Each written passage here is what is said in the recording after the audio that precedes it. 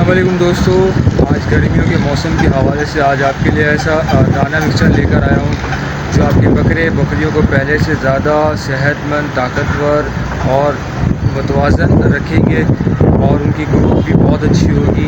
लेकिन किसी भी अच्छे दाने को शुरू करने से पहले हमेशा लाजमी याद रखें कि डीवॉर्मिंग लाजमी करें और लीवर टॉनिक लाजमी दिया करें, ताकि जो भी आप दाना मिक्सचर वगैरह इस्तेमाल करना शुरू कर रहे हैं उसका फ़ायदा जो है वो पूरे तरीके से पहुँचे उसके जिस्म को, उसके कटकाठी जो उसकी बनेगी, जो उसके मसल्स बन रहे होंगे, जो उसका इजाफा हो रहा होगा उसमें जो है वो बेहतरीन तरीके से उसको लगे और बेहतरीन तरीके से उसका हाजमा भी अच्छा हो। हमेशा लाजमी याद रखिएगा डीवर्मिंग आपने लाजमी करनी है।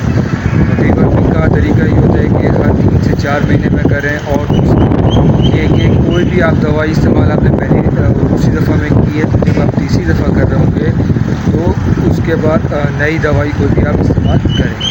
और लीवर टॉनिक का इस्तेमाल लाजमी करिए, क्योंकि जिगर जितना लीवर जितना अच्छा होगा, जिगर जितना अच्छा होगा उतना अच्छा उसको खाना जो भी खाएगा लगेगा, उसका हाजमा भी उतना अच्छा।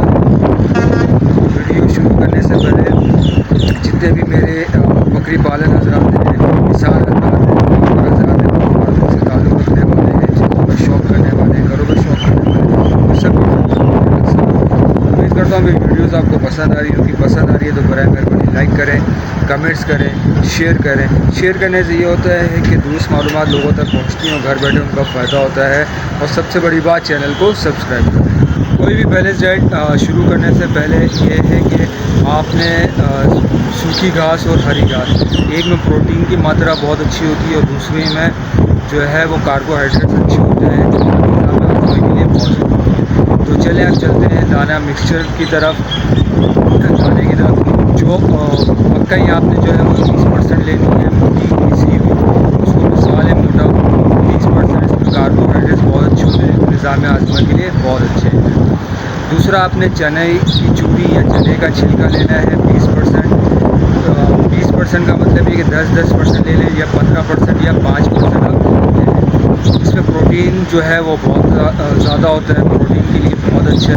16% जो है वो आपने छोले लेने हैं और 16% जो है वो आपने सोयाबीन की खल ले लेनी है या मूंगफली की खल ले लेनी है।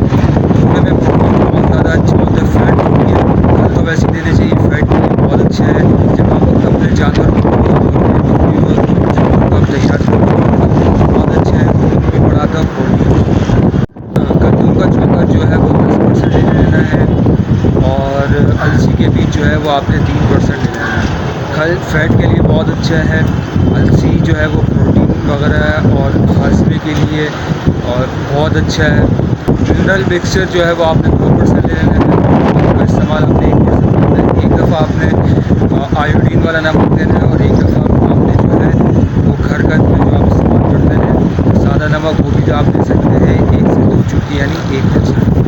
तमाम ये जो मैंने आपको दाना बताया है, अनाज बताया है, उसमें जो अनाज भी या आप अपनी जीभ के हिसाब से और अपनी परसेंटेज के हिसाब से इसमें आप कमी और ज़्यादती आप इसमें कर सकते हैं।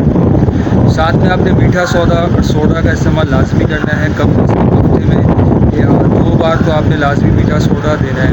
छोटे बच्चों को 2 ग्राम और बड़ों को 5 ग्राम आप दे सकते हैं। मीठा सोडे का इस्तेमाल आपने दाने मिक्सचर के साथ साथ ही जितना भी आपका दाना है वो आपने पूरा पिसवा लेना है। पिसवाने के बाद आपने इसको 5 से 6 घंटे भिगोना है।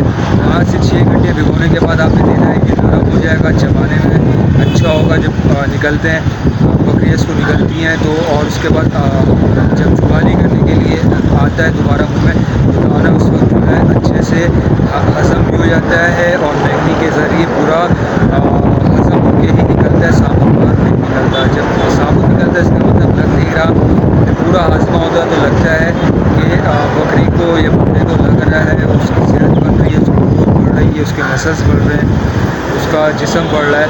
तो ये सब आपको इंशाल्लाह होता हुआ दिखेगा और आप